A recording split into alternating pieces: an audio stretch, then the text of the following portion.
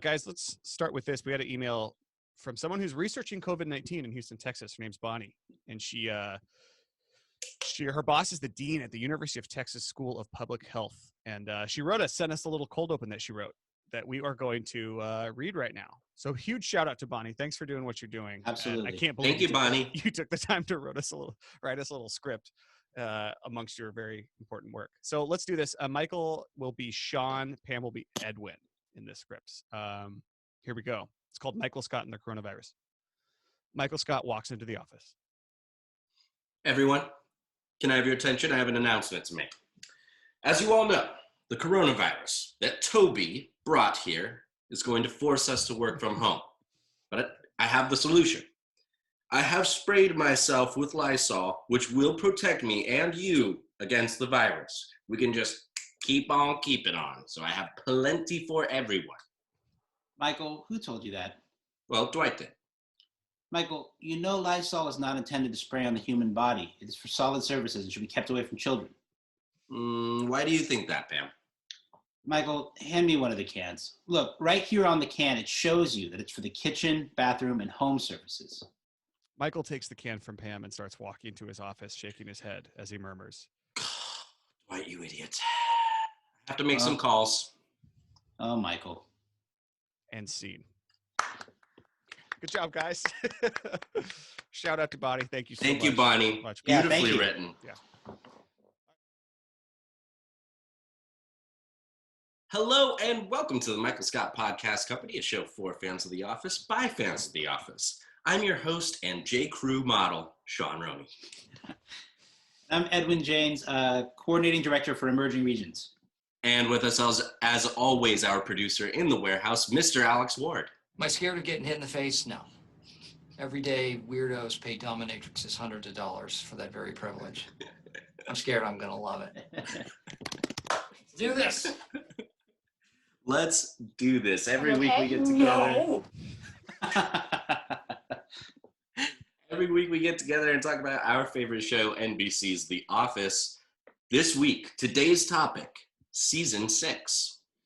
We've got a great show all about Season 6. We got some trivia that a listener sent in for us and a game that a listener sent in for us that we're going to play. You've got some art that a listener sent in for us right next to you. Oh. What? Wait a minute. What? We're on This video. is, of course, the famous Pat Higgins, Yes. Michael Scott Podcast Co. It's beautiful. This is my podcast studio, my home studio. I know. We had banked enough episodes for the last 3 weeks of our show, but we clearly ran out, and we're still here. Sean was clean shaven 3 weeks ago. It's kind of crazy what's happened. I've been keeping mine trimmed up, and yeah, this is 3 weeks of sustained growth for me.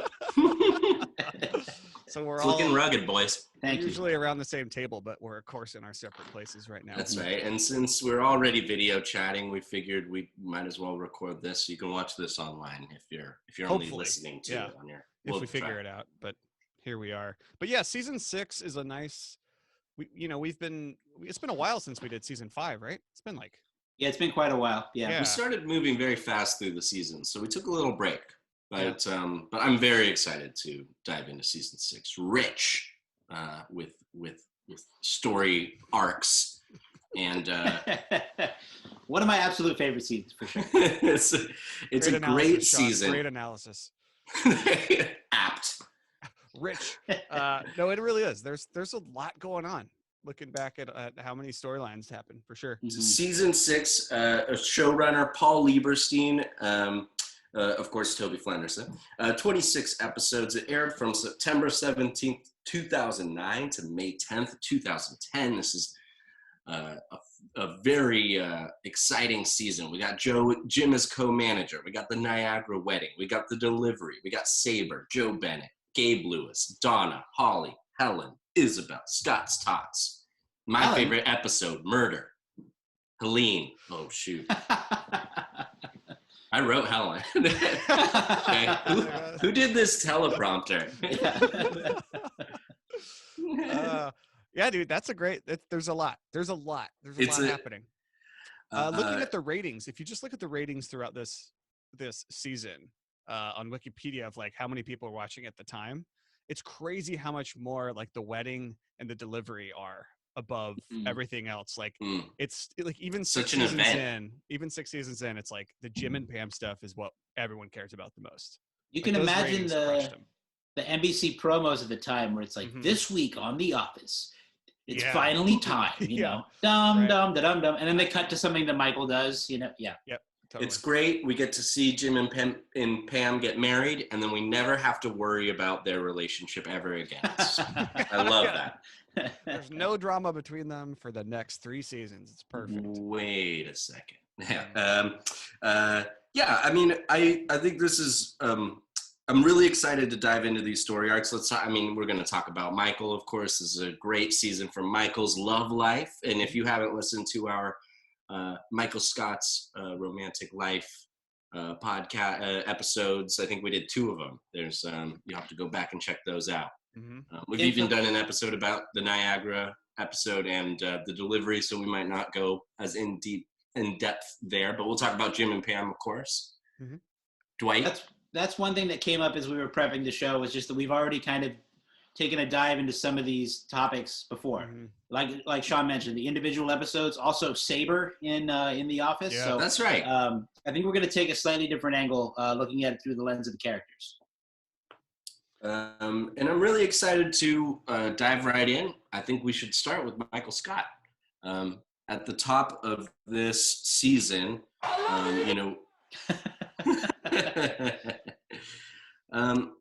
at the top of this season, of course, Holly is been moved to back to Nashua branch, and so we don't really get into Michael's romantic life for the first couple of episodes. But then once we get off to Niagara, he's like, I gotta find somebody and hook up with somebody. Of course, at the end of that episode, he hooks up with Pam's mother, Helen. And that's made of real apes. What do you anything we want to say about pre-Helene season 6 for Michael Scott? I mean, the episode Gossip is a spectacular Michael Scott episode. Oh yeah, that's one where we really get to see Michael and his insecurities really come to bear. It begins with the park cold open, but then it ends with Michael just spreading rumors to try to cover up. It's a very classic Michael situation where he does one thing and it spirals out of amok. I was going to say, speaking of amok, that's very much like Koi Pond is very similar to Gossip, of just like diving so far into Michael's insecurities, where he's saying, he starts limits of like, what can we make fun of and what can't we? And he does the whole chart, and it just gets so out of hand. But this is when Michael's spiraling romantically.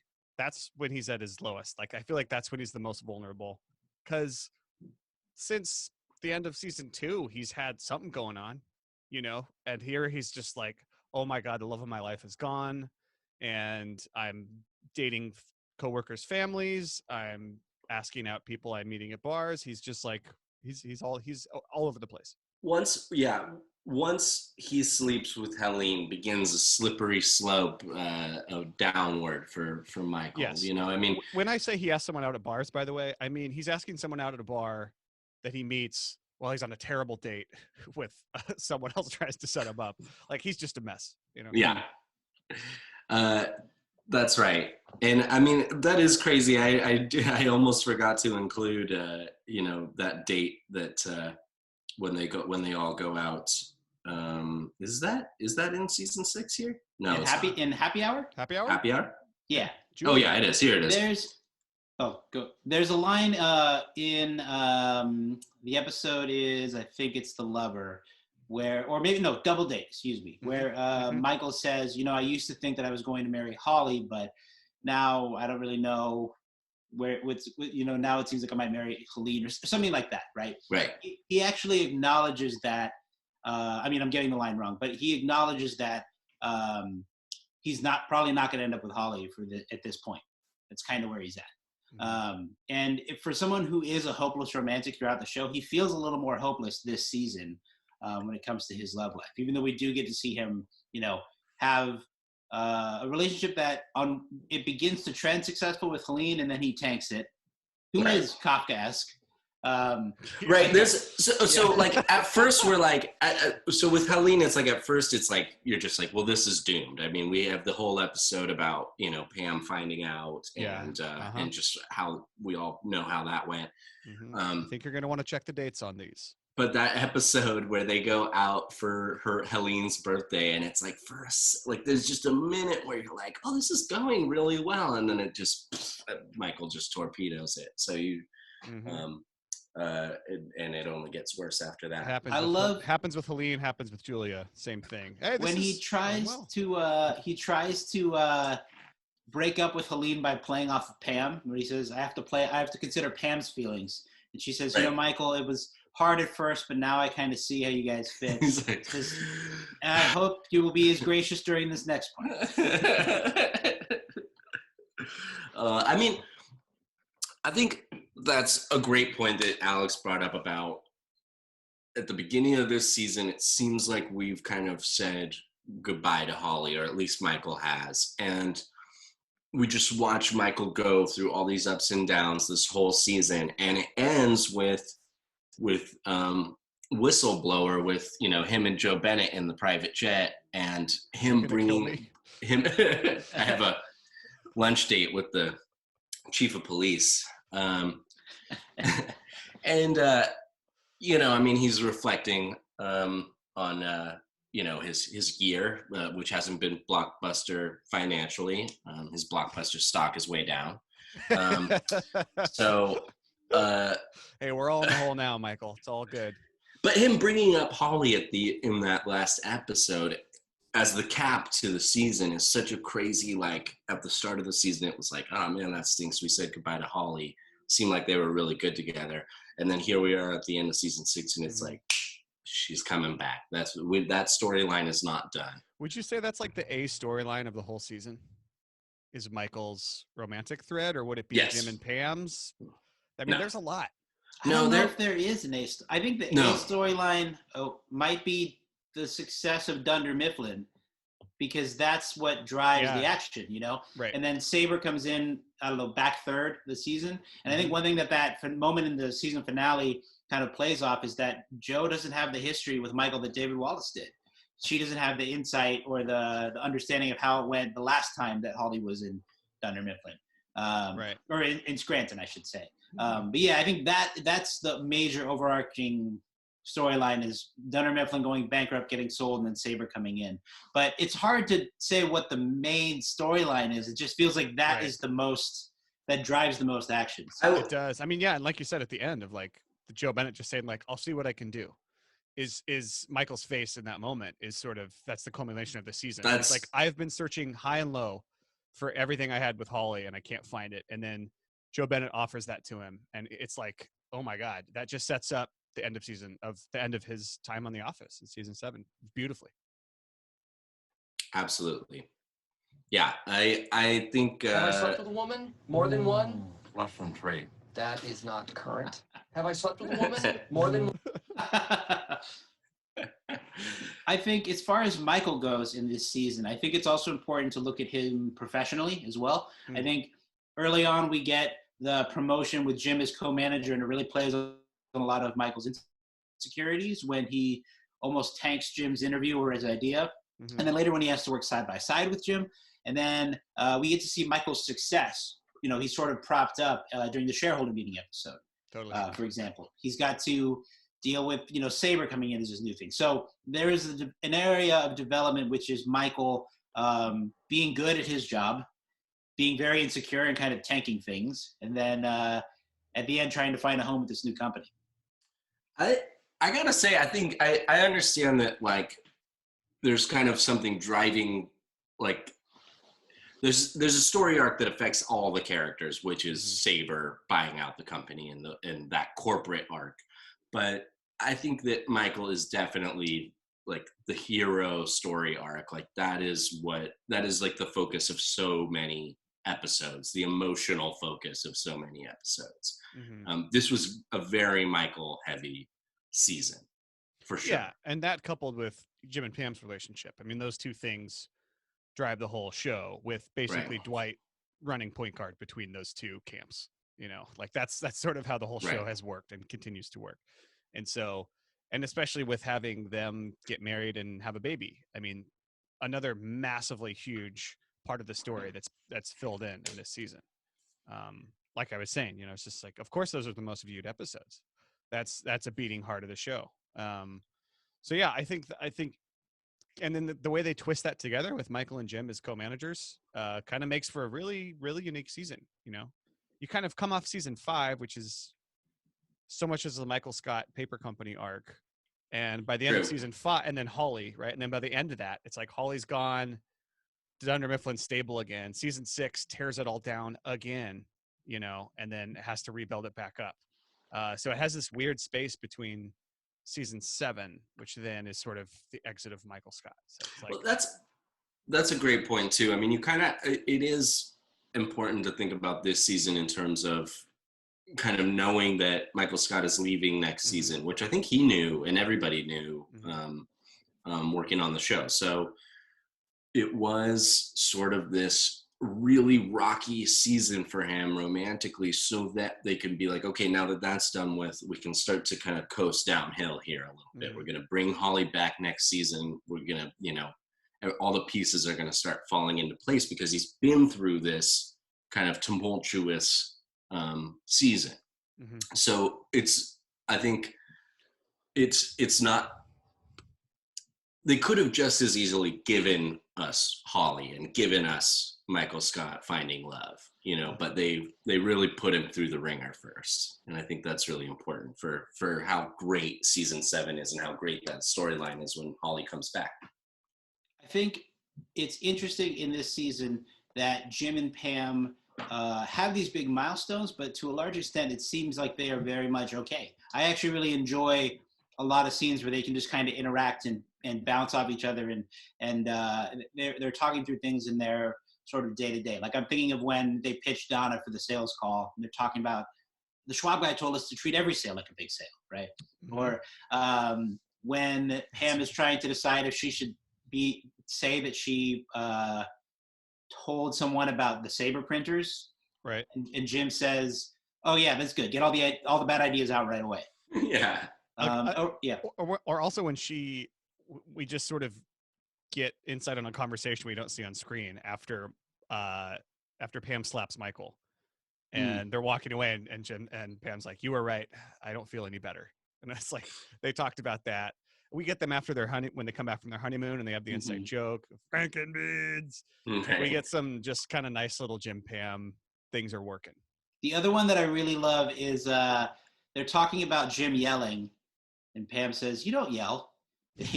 What about the end of apple picking day when you said that hey, the car's over here? You exclaimed. What was the end of apple picking day? It was the perfect end to a perfect day. You exclaimed. Good stuff. On that note, what about Pam's pregnancy? Let's talk about that a little bit as far as a thread of this episode. A life coming into the world throughout the season. Yeah, that's kind of the joke. I feel like besides, the wedding or talking about the wedding and talking about Pam's mom for a long time, it's that Pam's pregnant all this season, pretty much. We end season 5 with her finding out that she's pregnant when they have to leave the corporate picnic. Company picnic. And the company picnic. And but we get lots of great comedy from that. I mean, we get our vomit cold open. We get our we did the cold open draft. We got a lot of responses from people being like, "Hey, you didn't pick my favorite. Hey, you didn't pick mine." That was one that people really liked. Yeah. But it was like, man, just at some point I've seen enough people throw up, If I can't watch it while I'm eating, it's probably not my favorite. Or going to bed. I reserve the right to peel my hard-boiled eggs at my desk. At my desk. Yeah. But it is and they weave it into the plot a few times, and I love with it. I mean, her and Andy out on the sales calls. And that's a great episode, totally. They play off as a couple. They're no. No. Oh no. Dude, Andy's retaliation to that is so insane. Yeah. He's like, Pam's our surrogate. He's like, I date models. Like on a scale of 0 to Giselle, she's a 9. I think you see his face models too. Yeah, face models. Like was it like hand and feet models and stuff? Well, someone's got the case of the definitely's. Yeah. Yeah. It's good. It's good. But yeah, I don't know. Her pregnancy is it's you know, it's a lot of time for like Pam takes time off after that, and we get to see Pam how much she misses some people afterwards, which is a lot of fun. They make all this sort of pregnancy jokes as she is, and she was pregnant at the time. Is that correct? Am I wrong? I believe that is the second pregnancy. It is the second I might be wrong as well. Okay. When she is pregnant with Philip. That's right. She was actually pregnant. But yeah, I also love how other characters rib them so much about this. I mean, of course, there's the part in Gossip when they announce their pregnancy to take the heat off of Stanley. And Michael takes the picture and says, wow, look at that. That is the inside of your vagina. It's clear why we didn't tell anyone now. That's clear now. Ryan says not to vaccinate it. Creed asks who's the OBGYN. Yeah. That's right. Oh my gosh. And then, but like, I mean, you got so many more jokes at their expense. I mean, even when Michael is dating Helene and they go out on their birthday lunch, Pam's kind of ribbing her mom, like, oh, so what are we saying this birthday, Mom? 49? And she's like, yeah, let's go with that. And she's like, wow, our longest tradition yet, 9 years. And Helen, yeah, and then Michael's trying to do the math in his head. But then, like, you know, then Helene's like, oh, Pam, and you just got married and you're 6 months pregnant, so how does that add up? Or something like, I can't remember the numbers, but I did. Burn on you and a little on me. That's Jim says that. Yeah. That's a lot of fun. That's a great point. And really, I mean, for a lot of this season, things are really great for Jim and Pam. I mean, the little struggles that they have seem to be more about everybody else, not so much about them. I mean, we did do our episode about the delivery where they struggle a little bit there, but that's just just a misstep for them, a little bit arguing and things like that. It's just a blip. Yeah. I mean, their relationship's very solid here. We're not really worrying about them too much anymore in season 6. I mean, would you guys agree with that? Yeah, for sure. I'm more worried about Aaron and Andy, to be honest. They fill that gap a little bit. Mm-hmm. That's right. And of course, Michael and his romantic endeavors. But yeah, that's a good point. Andy and Aaron. We got Aaron now joining the cast. Well, she joins in 5, but certainly begins to blossom more in season 6. For sure. She's in there now. I mean, it's like we don't even spend much time with her on the first episode because we know her by this point. So, we start exploring, her and Andy. We've also done an episode about that.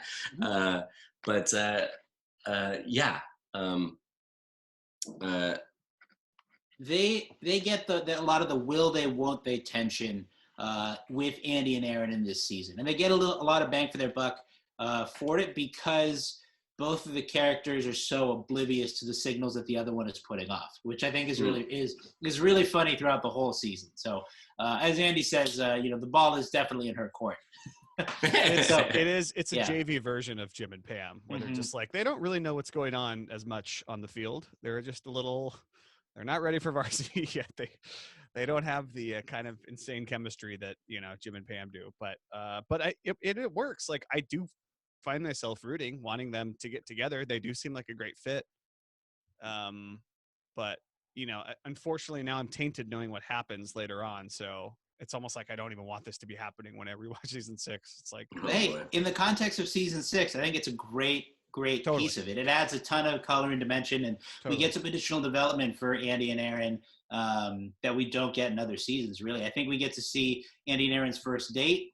We get to learn about Aaron's sort of past life as a foster child, and we get to see her act really strange in Secretary's Day, which is kind of an inkling, like a first inkling of who she is. And, what a spectacular interaction of characters like Michael and Aaron.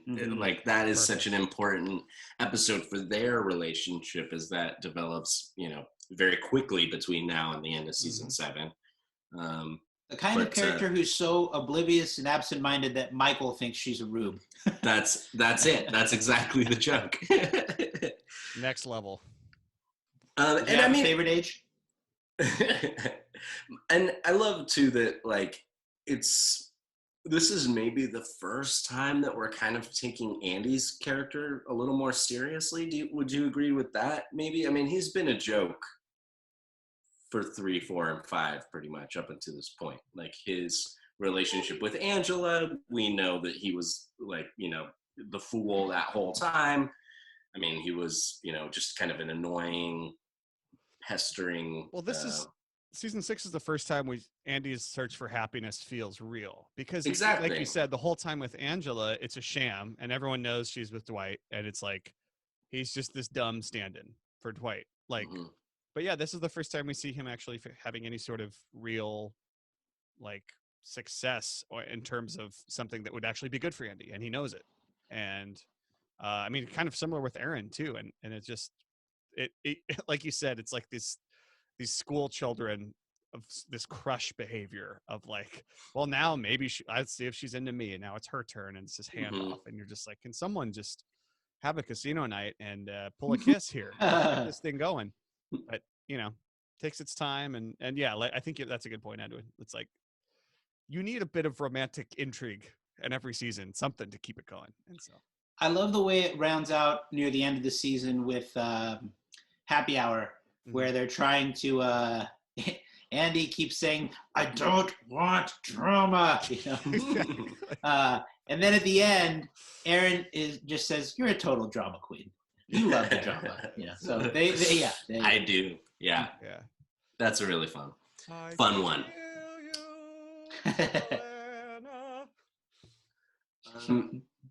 We can't forget about Dwight in this season. I think that the co-manager story arc is maybe just half about Dwight and half about Jim and Michael.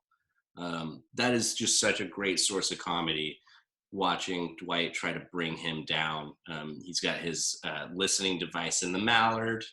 He's got his competition with Andy to have everyone owe him a favor. Dude. Employee of the month scheme? The employee of the month scheme. A scheming Dwight is the best Dwight, and we get a lot of it.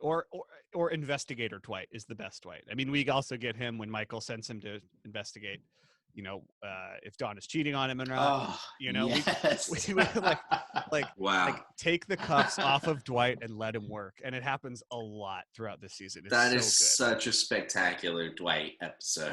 That's really one of the best. You know, a full body exercise. A full body exercise that involves 2 people? Yeah, I can think of one. Tractor pull. He's got that thing that he puts on his head with the weight. Like, what is? That's like, definitely gonna hurt you. Yeah. Some old beef head stuff. I love when he gets up off the machine and the old woman comes up and is like, "Young man, can you please wipe that off?" He's like, "Get lost." Dude, there's a few times I feel like Dwight is super dismissive of old people. That's one of them. Totally. There's another moment that I can't remember, but it's like it sticks out in my head. Anyway. But yes, Dwight fully in free fall for a lot of this, which is great. And then, of course, after the Niagara episode, he hooks up with Isabel there, and he runs into her later at Happy Hour. Meanwhile, he's developed a sex contract with Angela. Alleged contract. Which then later just turns into a punch card, so that he doesn't have to pay Angela's damages. Some weird stuff going on. Crazy. Of course, he falls for Isabel later. Yeah, when he runs into her at Happy Hour, and then later during the delivery, we see. Do I have those mixed up? I have those mixed up. That's deliveries before Happy Hour. But anyways, right. I think the other thing that we see from Dwight in this season that stands out to me, obviously all of those things, he's got a lot going on, right? He always does. Yeah. I love in particular in the Mafia episode when they find out murder. I always confuse them. when they find out that the company is bankrupt. Dwight says, you can have jobs on fruit farms as human scarecrows. The pay isn't very good and you can't unionize. You can't.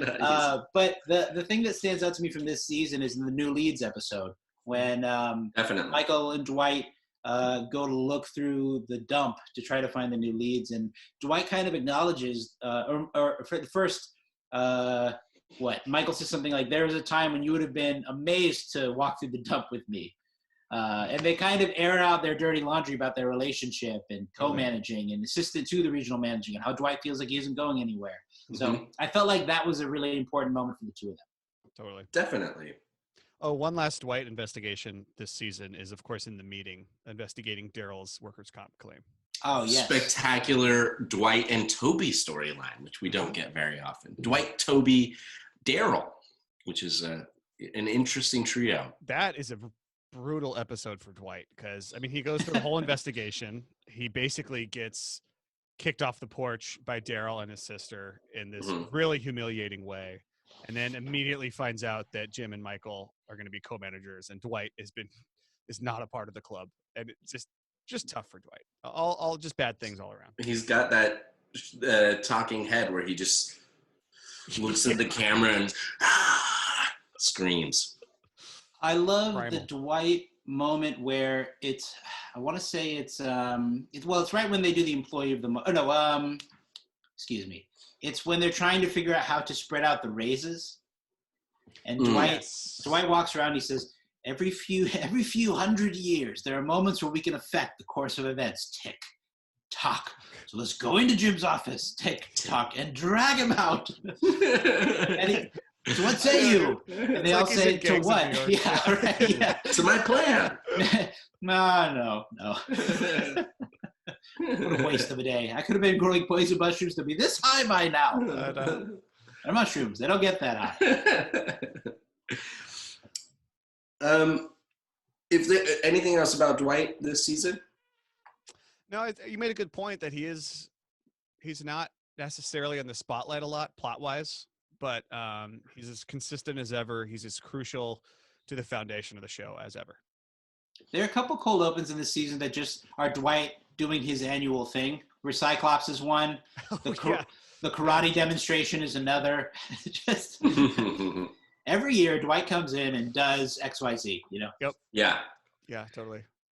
I did just want to go back to Andy Bernard just a little bit because kind of after the whole Aaron stuff is kind of over after Secretary's Day. Andy, of course, in line with the whole Sabre story arc, starts discovering that the printers are catching fire. I love that whole. That's true. I love that whole dynamic between him and Daryl. That Daryl's gonna get back at him for something from 2 years ago or something like that. And then Andy stepping up. But this is kind of he had. It's a mark of. It's a mark of that. Like, while Andy's so dumb, it's like, does he have like a moral, like, rudder? He's trying to do the ethical thing a lot of the time, right? He in the cover up and in the chump when he takes Michael to face the man who's married to the woman he's sleeping with. It's ball. I know it's a lot like cricket. That's right. One of my favorite shows, talking about Andy's morality, one of my favorite talking heads in the whole show is in the shareholder meeting where Andy talks about, he's trying to pump up Oscar to ask a question. Yeah. And he talks about how he arranged for all these kids to skip the SAT and then he didn't. And then he says, I feel lacrimose. And the look that he gives to the camera is so funny. I don't know if I can even replicate it. Yeah. Is his face saying there, like, is that how you use that word? So I always thought it was. Mm-hmm. Yeah, he wears it all on his sleeve. Also rips his scrotum this season. Oh yeah, not great for Andy. I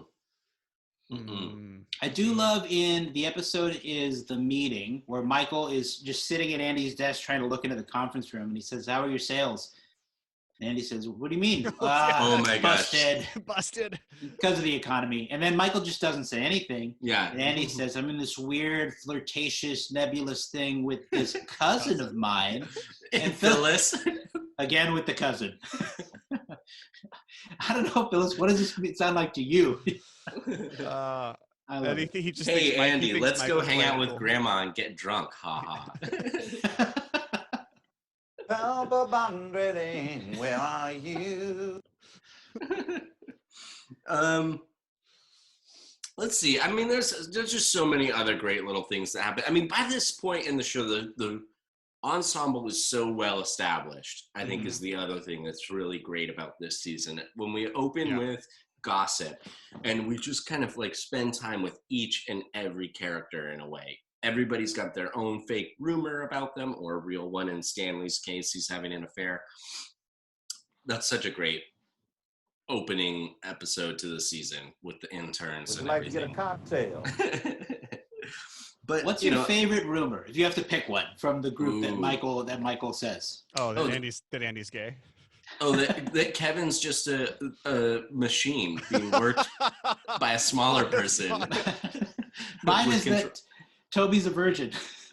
Yeah. I have a daughter. I How have a can I be a daughter. virgin? That's so funny. But then Michael makes up the Jake Rudy rumor, assuming they would all talk about him. I love, yeah, and I love watching, or like, Michael's like, I made all the rumors up, and Andy's like, even the fact that I'm gay. Yeah, he has to ask.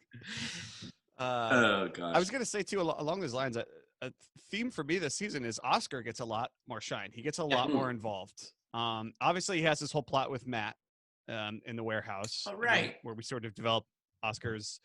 It's the first time we've had a romantic development since Gil for Oscar. Him and Kevin have them to kind of have a lot of little things. Obviously, the Cookie Monster video that Oscar passes around. They have the moment in the parking lot while they're waiting for the Pam Michael fight. Kevin does the why can't you ever just agree with me? When Oscar said how could he can't fight back? How could Michael win? Why can't you just ever agree with me? And it just gives you a little it's the scene just for their own sake. It doesn't matter. We just get some Oscar and Kevin development, and then of course Oscar goes to New York in the shareholder meeting. I love the way he sheepishly raises his hand. Yeah. And I really like that because I think Oscar, he really brings a lot. He brings some ingredients to the ensemble that no one else has, and they use it pretty sparingly, but he's really good. The Oscar Kevin friendship is explored a little bit more in this season. I mean, Niagara for sure. I love. I was thinking about this today. So there's in shareholder meeting when Oscar goes up and he's brought up to speak to the board and the former congressman, he doesn't want to say anything. He pulls back and does not want to volunteer his opinion. He says he feels like the company's in the best of hands. And in that moment, it feels very disappointing. Why doesn't Oscar speak up and assert himself and show that kind of understanding and business acumen that we see from him earlier in the episode and throughout the show? But I was thinking about it today, and the way that Oscar's arc eventually concludes with him running for state senate is actually a pretty, normally I would think of that Oscar is almost like a flip of what happens with him and the senator. But when you think about it in terms of Oscar's growth, or the fact that Oscar seems like he's maybe destined for something bigger than being an accountant, it's a nice moment on the way to that eventual payoff. This does feel like the seed planting that sort of that's where it ends. Is maybe that moment when he doesn't say anything has just been eating at him since season 6, and by the time we get around to him and his campaign later, it's caused him to be like, I got to do something.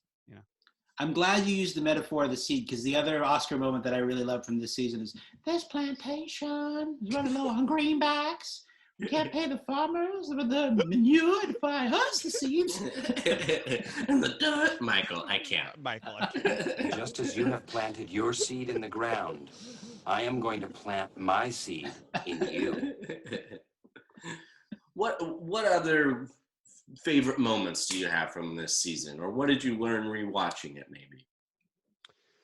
I mean, we're not talking a lot about the individual episodes because we've already talked about them so much. We'll get to all of them eventually. There's a lot of things in season 6 that feel like the Office fan collective, either all that people would like to talk about, namely Scott's Tots. Yeah. We'll talk about that on its own episode, I'm sure, at some point. There's also, of course, the clip show in season 6. We haven't talked about that yet. The Banker. Mm-hmm. It's just so forgettable. It honestly, when you're scrolling through Office episodes, sometimes you're just like, the Banker. Oh, right, that's the clip show. Like it takes me a second sometime. Also, we got this. We got an email from Grace who asked us if what we think of the episode Mafia. She says, I personally always skip it. I feel like it's a breather episode after Niagara for the writers. I don't really want to have to deal with Andy playing a mechanic. Are there skippable episodes this season? Well, obviously none are. We know that none are. Of course. People like to skip Scott's Tots. We know that people like to skip Scott's Tots because they can't handle it. Which is insane. They can't handle the cringe. Yeah, no way. The cringe. That's interesting that she says Mafia is skippable. I kind of love all the stupid Sopranos jokes in that episode. I don't like sauce. The sauce is on the side. I send it back. Sauce on top. With the side salad. If the salad comes on top, I send it back. That's it. I love that. I think Mafia is an episode that's unbalanced because both Jim and Pam are gone, which is a very unique sort of dynamic. As Oscar says, the coalition for reason is growing very thin. Michael, if you just you'll be saved. What? Michael, his face, he's just hanging on to every word, and he's so heartbroken when he can't connect to Jim. He's so alone. I love when Kevin is in the office and he pretends to be Jim on the phone. Thank you, Mr. Halper. You're clearly not in San Juan, Puerto Rico. Yeah, he's just spinning on the chair and then doing the sit-ups. So good. I mean, truthfully, I feel like the Banker is way more skippable than Mafia. Definitely, but the Banker. I mean, I skip Niagara I skip Niagara on this rewatch. Something that I forget because I pass over the Banker is the Computron thing and the New Stanley. Yeah, really short New Stanley. The Pacific Ocean. Computing. That's good. I don't think there were any Gale from Breaking majorly Bad skippable episodes for me in this season. Yeah, I mean, none of them really are. It's just like I wonder. It does seem like there are some episodes people generally don't like. If I had to pick my weakest, maybe excluding the Banker because it is a clip show. Maybe Body Language. Oh, Body Language is great. I like Body Language. I like. Okay, all right. I just I guess not as much happens in that episode. Sexually angsty Michael, that whole episode. It's great. Yeah, I love it. You left your baguette. Yeah. And I do like Donna. I actually do enjoy that character, even though she's evil. Yeah, boy. Yeah, Michael's flings are just all over the place. Mm-hmm. We got another email from Toby, who maybe the Toby from he's asking about gossip of like the way Michael tries to cover up the rumors. Like, is that actually a genius move? Like, if Michael really didn't care about anyone's feelings, it kind of is brilliant. It is. There is. I mean, I think what's so great about Michael is he so often uses like kid logic, where it's like, I understand how he arrived at this, but it's absolutely not what he should be doing. It kind of is one of the few times that he comes up with a genuinely good plan. Chaos is a ladder. Chaos is a ladder. That's right. The climb is all. Yeah. Just create kind of like a, muddy the smoke waters. screen. No one can see anything. Yeah. That's right. Everyone. That's right. Sean, you asked what we learned from this season?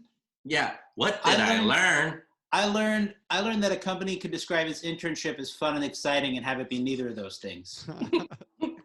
I've learned that if you bear the passing resemblance to Jet Li or Julie Stiles, Mike will call you that incessantly. Alan Thicke. Alan Thicke. Yeah. It's great. You might have learned shapes or blocks or clocks or colors, or you might have learned that we're all sisters and brothers. Classic Astard. Any final thoughts on season 6? Jim and Pam with the daycare is funny. I like that. Oh yeah. That is a little an odd little trip that they have. Yeah. Upon my last note is upon the rewatch of the season or most of the season, and I think one of the hardest times I laughed was just seeing Michael in Jim's big suit in Koi Pond when he puts it on after it's wet. I don't know why. I just laughed like a little boy for so long just seeing Michael in the big suit. It's so funny. So silly. A couple of little things just from rewatching to prep for this. When let's see, I'm trying to think of the moment. Pam goes in to talk to Ryan. I think, you know what? It's about whether or not Ryan's going to go to their wedding. And Ryan is reading I Hope They Serve Beer in Hell. Yeah. Which I thought was such a perfect Ryan book to be reading. No kidding. Isn't that the, remind me, who's the writer of that? Tucker Max. Tucker Max, right, who, if anyone doesn't know, is just memoirs of a complete asshole is essentially that book. That's great. I haven't read the book, but I'm familiar with it. He's a terrible person. It's right there in the title. I mean, everything you need to know is in the title. A couple of very other funny though. Really little things. There's a moment during the Employee of the Month thing that Jim sets up where Dwight comes into the kitchen and he says, "Oh, hey Jim, I bet if you tried, you could grow the best beard of anyone in the office." And he opens the fridge and he pulls out mustard and just sets it on the counter. He's just doing something in the kitchen. And then when they pan away, there's like mustard, jelly, and soy sauce. There's nothing being made. And then the just last emptying thing, out a door rack right there. That's so funny. You need a little bit of business to do with your hands as an actor. The other thing that I noticed that really made me laugh hard was at the whistleblower episode at the end of the season where they're trying to, what is it? Gabe comes out and he says, "I've come to the conclusion that it's you, Andy. It just really seems like you did it." And then they're going back and forth. And then Creed says, "I think we can all agree it's either Andy or Angela." And then it's Angela. Get her, boys. But he doesn't flip the coin. I remember that moment, but he just. So good. That's how Creed makes decisions. He pretends he's flipping a coin. Well, I got to do this. One other. What's the most you've ever lost in a coin toss? The other thing that I wanted to call out from this season is I think it has maybe the best blooper reel out of any of the seasons. Oh, ooh! It's such a great blooper reel. We've got the push-up contest with the weird noise. You've got the other one is during the Christmas episode, Secret Santa, where the scene where Kevin sits on Michael's lap. That is a scene that they clearly had such a hard time shooting because you can see, if you watch the background characters, Mindy Kaling is smiling the whole time. There's even a moment where she's in the shot and they turn the shot to kind of exclude her. But the characters break so many times when they're filming. You also see BJ Novak step in front of her because he knows she's laughing. And we see him kind of just take a step and get in front of her. That's so good. Like, it's still so funny. They're like, we have to use that take. It's just too good. You got the bloopers from the delivery where, you got to get it together right now. Right? And from the bloopers from Happy Hour where Michael is, I'm going to get you. Right? Yeah. And then the other one blooper that I love is Oscar with the plantation. Yeah. Makes Steve Carell laugh. But anyway. Good stuff. Well, shall we move on? Yeah. I think it's time for a little conference room. Okay. Well, Right now, conference room. Topic, potpourri, let's go. All right, so to start us off, do you guys want to do the game first? Yeah, yes. Yeah, let's do the game. All right, let's do that. Okay, let me pull this up. So let's have the stupid little game. All right, this one comes from Jim Campbell, who sent us this little game. It's a quarantine house game, the Office edition, that we're going to play right now. And he says, "I love the podcast. It's been especially great being stuck at home with everyone else. I really appreciate all the hard work you guys put in. Thank you so much, Jim. It's a pleasure to bring you this show." And he says, "After seeing several quarantine house challenges, I decided to create one for The Office. Let me know which house you would pick to be quarantined in. I'll tell you what he said afterwards, but he put a lot of thought into this. He tried to make it as tough and balanced as possible. Mhm. So let's assume throughout this entire period, we are roommates with these different groups of people, and we got to let's talk through each one here. So do you guys have it up on your Yes. screen here? So let's go. Let's just start here with House 1. Michael Scott, Holly Flax, Todd Packer, Toby Flenderson, and Stanley. Hmm. That is nonstop infighting, right? Yeah. I mean, Well, Yeah. I don't know. Let me read the rest of the houses. We'll go back. Yeah. House 2, Dwight Schrute, Angela Martin, Phyllis Lappin, Nellie Bertram, and Robert California. Nellie and Robert in the same house. Oof. With Dwight and Angela. House 3 is Jim Halpert, Creed Bratton, Meredith, Karen Filippelli, and Charles Minor. Dude, Jim, these are really well written. The fifth person is always a curveball. That's like, always. Oh, I don't know. House 4, Pam Beasley, Daryl Philbin. Sounds great. Jan Levinson, Roy Anderson, and Joe Bennett. House 5, Andy Bernard, Kevin Malone, Aaron Hannon, Gabe Lewis, Pete Miller. The kids' table. We'll call that one. Yeah. Aaron and all her romantic interests. Dude, including Kevin. And Kevin. Kevin. Will you have lunch with me? Oh my God. And House 6 is Ryan Howard, Oscar Martinez, Kelly Kapoor, David Wallace, and Clark Green. I mean, This is wild. So we're gonna post this. We'll post this, of course, so you guys can check it out. This is really great, Jim. It's a little easier for those of you listening out there if you can pull this up. So again, I'll post that on like Twitter when we post the episode. But yeah, what do you guys think? Should we go house by house, or do you want us to give you where we think we would want to be? I mean, where would you want to be? What are you looking for in a quarantine? You know, like I feel like each of these 6 houses as a whole is going to have a very distinct vibe. I'm looking to avoid ridiculous conflict from past romantic partners. Yes. The way it breaks down within these houses. So yeah, I think for me, House 3 is my first choice when I look at Really? this. Yes. Jim, Creed, Meredith, Karen, and Charles Minor. Yes. Putting Jim with Karen and Charles would be interesting for sure. I guess we're assuming this is. You really want to watch Jim squirm. We'll say this is what, season 7, season 9 after the show. Yeah. I do. I think I think that they're also both mature enough that out of all the other romantic entanglements in the other houses, this one might be the easiest to deal with. Not to mention, Meredith is going to be a hot mess, but probably fun. Creed can play guitar and sing. Like there's stuff you can do with Creed. Make some weird stuff.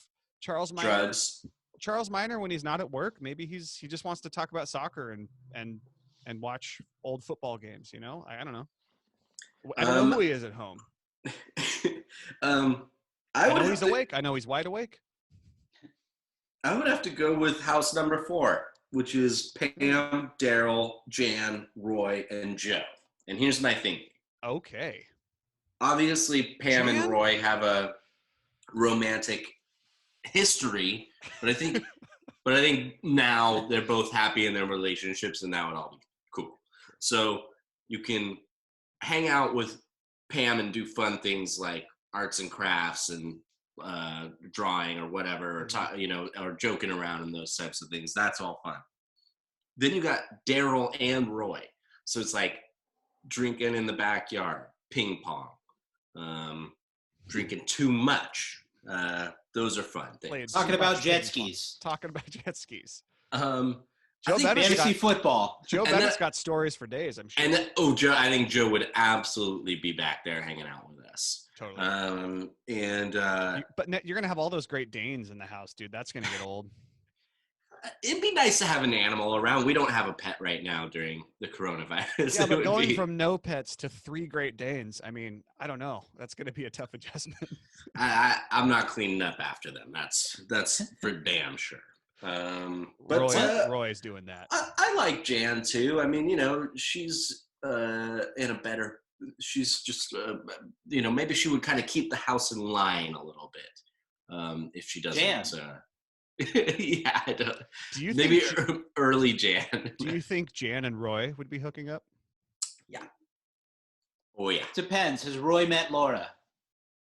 You're in I this guess house with Pam, and Pam and Roy are in this house together. Jan hates Pam. We know this. yeah, I guess you're right. That would be the wild card. Joe Bennett might be the steady hand that fixes all this. That's what I thought about this house as well. I thought about this one as my pick as well, just because I felt like Joe would be able to kind of keep Jan in line a little bit, just by sheer strength of personality. Yeah. I think without a doubt, the house I least want to be in is house number 1 with Michael, Holly, Todd Packer, Toby, and Stanley. That sounds very chaotic. Todd Packer immediately is the last person I want to be with. Any house with Packer is what I don't want to be. Pretty much what I don't want to be with. And then Holly and Michael's romance is just so intense. The PDA, I just don't. The comments from Todd Packer. Would rather not. Yeah, watch. Yeah, oh God. That's Michael so and Toby going back and forth. House number 1 was my second choice. Mainly because of Stanley and Toby. I think I think you know what? Stanley would lose his mind. Stanley would be so disagreeable. There's no one for him to sleep with in that house. So it'll have to be you. I think the house that I would pick is house number 6. Yeah? I think that's the one that I go with. And you know, it's funny because you compare it to house 1. I said this quote earlier from Oscar, but the coalition for reason is the strongest, I think, in house number 6. You got Ryan, Oscar, David. Oh yeah, sorry, go ahead. Yeah. Oh yeah, with Ryan, Oscar, Kelly, David Wallace, and You're Clark. putting Ryan in the coalition for reason? No, not at all. But Oscar and David Wallace, I think, are 2 people that would be calm enough and level-headed in us. Ryan and Kelly would Probably be Clark too. Yeah, Ryan and Kelly would be like kind of a distraction on the side, and Clark is fine, I guess. He's kind of a skeevy dude, I guess, but or at certain times, but what he would just be there, like Sure. Yeah. That's what I thought about 3 with Jim, Karen, and Charles would at least be someone, and karaoke with Meredith and Creed at nighttime would be a great house. Man, can you imagine being in the house with Robert and Dwight and Nellie? Now that's a reality show. That house, I'd love to watch it. That's crazy. I mean, Nellie and Robert are obviously doing their own thing, right? Mm-hmm. Maybe. I feel like maybe Robert and Phyllis. The man speaks of nothing but sex. That's not true. Sometimes he speaks about flesh. Yeah. No one wants to go to house 5. I mean, house 5, Andy, Kevin, Aaron, Gabe, and Pete. House 5 is a show that I would want to watch, like a Big Brother show. I would love to watch that. House 5 would be very entertaining. Honestly, with Gabe and Andy and Aaron in the same house, and even Pete. I mean, but I guess Pete and Aaron would maybe be together, and then Andy and Gabe can be friends again, and Kevin too. Kevin's just sitting in the cut there. Yeah. Yeah. Yeah. Well, the springtime thinks that it's the best. Yeah, interesting. It's a really good grouping of characters overall. I really like these pairings. I wonder if Andy, Kevin, and Gabe would team up against Pete. Is what would actually end up happening. And that would be very fun to watch. Thank you so much, Jim. That's thank you for sending this to us, and we'll post this so that everyone can send us their opinions too. Google said Jim, but then he signed off James, so I don't want another Jenny Sunny situation. So whatever that. Jim, James, Jimothy. So there you go. But yeah, I'll put that on Twitter. We'll have it up on Facebook when the show drops, so you guys can check it out. Yeah. And now, time for a little trivia. Yeah, let's do it. Yeah, sweet. I am your big daddy. We'll just play that. And I am gonna kiss the boo boo. Our classic trivia drop right there. Thank you, baby. All right, trivia. We'll go to the break room for trivia. There we go. There we go. All right, so trivia here. Again, this was a fan submitted, sent in by Kennedy. Awesome. Kennedy, great job on the trivia. I love how he did it. she did it. I don't know. Kennedy. Who knows? But let's. I try- love when Jim goes in to talk to Michael about what he said to David Wallace. He says, "Did you know Lincoln's secretary was named Kennedy?" All right. Here it is. This is just randomly at random episodes, different season, general trivia for you guys. Love it. Question 1. This is from season 8's the Turf War. What is Andy's wireless password? Eat, pray, love. Eat, pray, love. Correct. Yeah. From season 8, episode 24, Free Family Portrait Studio. During the cold open, 5 different people interrupt Oscar's webcam video. Who are they, and in what order do they arrive? Robert Only counts if you California. see them in frame. Robert California. He did request we do this in order. Oh, Robert is last. Yeah. No. No. Kevin is last. I'll give you one. Kevin is last. But Well- remember how it starts. Can we? Okay. Yeah. you Somebody go. comes Ed.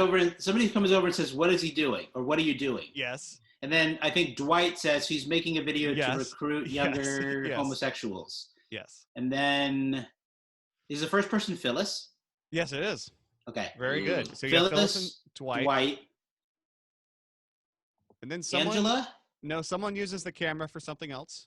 Oh, Kelly, like Yes. checks how she looks. Yep. Robert comes in and says, It gets vastly more interesting. Yeah. complicated, yeah. Complicated. Sexuality is a spectrum. Yeah. And then Kevin at the end. Correct. Very good. All right. Nice. Very good. Man, we got We through got that it. one. I was All right. From season 4, episode 4, Money. When Michael calls Stanley at his second job, what is he pretending to sell to him? what is he pretending to sell to him? Michael accidentally calls Stanley, and then he switches voices. And what Oh, does yeah. he try to sell Stanley? Sure, do you want to buy our You got the voice. It's like, is it food? No, it's a new satellite television. Okay. From the same episode, when Jim goes to Dwight's bedroom at Shroot Farms when he hears him crying, what does the sign say on Dwight's door? Oh, Keep out. No, So- similar. private employees only. Yeah, private room. Okay. Yes. In the cold open to Roy's wedding in season 9, Pam creates a chore wheel for the office. Which of these is not an actual prize and punishment on the wheel? Ooh. Is it A, Creed's Choice, B, Warehouse Vacation, C, $15, D, Stanley Gets Your Lunch? I know for sure Stanley Gets Your Lunch is one of them. I love Warehouse Vacation. That's so fun. Yeah. I want to say Creed's Choice Going with A. or Creed's- $15. I think it's $15. I think that's the Yeah, number because I'll go who's with. giving the money for that? $15. Oh, I forgot I had this. That is correct. It is C, $15. Nice. It's a little tricky from Kennedy because there is a $10 prize on that one. Ah. He tricked us. Yes. Mhm. Season 9, episode 1, New Guys. What 2 things does Angela use to describe her cat, Comstock, to Kevin? Expensive? No. It's long hair and denim pants Wait, how did she use it? to describe Comstock to Kevin. Oh, long hair and denim pants. That's funny. I don't know. All right, from season 2, episode 12, The Injury. When they are bringing Dwight to the hospital, Dwight starts making weird noises. When Jim asks him what he's doing, what does he say? Chopper note, like helicopter sounds. Oh, you're so close. War sounds, Vietnam. Yes, Vietnam Yeah. sounds. Very Yeah. good. In the beginning of the episode, Take Your Daughter to Work Day, Pam is setting out 2 new types of candy for the kids. What are they? Bonus. She holds up 2 different bags a few seconds later. What type of candies are in those? One of the bowls is green and one is orange. Sound right? No. I don't know. Jolly Ranchers or jelly beans? Lemon Heads and Starburst. Okay. The bonus ones are Lollipops and Jolly Ranchers. Oh, I was good. Mm. Lollipops. Yeah. All right. Yes. This is fun. I'm This is having a great. good time. This is a hard one. How many years has Dwight brought pepper spray into the office every day? We find this out in the negotiation. 8? Season 3. Yes, 8 Oh, years. wow. Very good. All right. From season 4, Survivor Man, who went on Ryan's cool retreat? Dan from Buffalo. Yes. Ryan. David Yes. Wallace. Yes. No, we don't actually know David. We don't see that it's David. Okay. Craig? No Craig. How many more are there? So you've said Ryan so far. And Dan from Buffalo. Mark from Buffalo.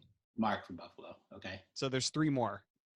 One of them is obvious. Works in the office. Toby? Toby. Okay. Oh, right. Mm-hmm. Kendall? No. Actually, it might be Dan from Buffalo, and then he says Mark Chisholm and Jeff from Albany. It's the last one. That's tough, man. Yeah. Nice.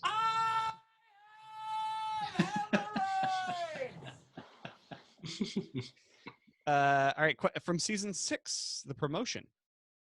When Jim makes a pie chart of how Michael spends his day, what are the 3 categories? Go for it. Procrastinating, Yes. distracting others, Yes. and critical thinking. Yeah. I made it bigger just so that you could see it. Yes. All right. And the impossible bonus question here. What is Dunder Mifflin Scranton's fax number? We find this in golden ticket. 555-555-5555. Oh, you got 3 of them right. 555-0175. Actually, I should have known that. You know, the rule is for when you're making phone numbers for shows, you have to do 555-01, and then you get to only make up those last 2 numbers. That's Really? Oh. Sometimes the production will pay for the actual number. They'll just buy a real phone number so that they can have a real phone number. Yeah. But I mean, a lot of times with sitcoms and stuff like that, they don't want to buy phone numbers. They just put the 555. Nobody cares. Yeah. So yeah, just so you know. Hey, thanks for info. That's really interesting. That's the whole trivia right there. Great job. Thank you very much. Great job, Kennedy. Yeah. Thank you so much. The answers, putting the season, the episode it came from, having multiple multiple choice questions. I mean, that's the way you do it, folks. And it's from the whole show. I mean, if we get more like this from people, we're going to be using them. We'll be doing them. Give us the trivia. You guys, please send us some trivia. You can write it to us. You can email us, mspodcastcompany@gmail.com. You can write us on Facebook and Instagram, Michael Scott Podcast Company. We're on Twitter @Michael Scott Pod. You can call us and leave us a message. Don't leave us your trivia that way. But if you have any questions or thoughts, give us a call. 503-694-9314. Quick thing, if you do make trivia for us, I just want to say the best types of questions are things like, what does it say on the door? Or, what was the name of whatever. A lot of the number ones, they get a little dry. They're tough. Mm-hmm. We like them. Have 1 or 2 of those, but we don't want too many of those. Just heads up. And you can find all those ways of getting a hold of us at michaelscottpod.com. Special thanks to Ryan Lloyd, who helps us with all our social media and designs our artwork. This episode was obviously recorded all over Portland, Oregon, from our various private studios. I think one thing to mention, this is our work from home. This is my office. Yeah, home office while working from home. I think our last mailbag episode, we had a really good time doing it, and I think we want to do more mailbag episodes in the future. So I know that you guys have been great about sending questions in, but please send in even more. We have a lot of time to get through them now. So that was a few weeks ago. Yeah, and then lastly, of course, we appreciate everyone who listens, interacts with us, messages us. Hope you're all doing well. Stay safe, stay healthy, be well. Yeah, thank you guys so much for listening and for writing in. We love y'all. Pippity Poppy, give me the Sabre. Yes, sir. All right. Good job. I'm so used to. I know, right? Yeah. That was good. That was great. How long did we go?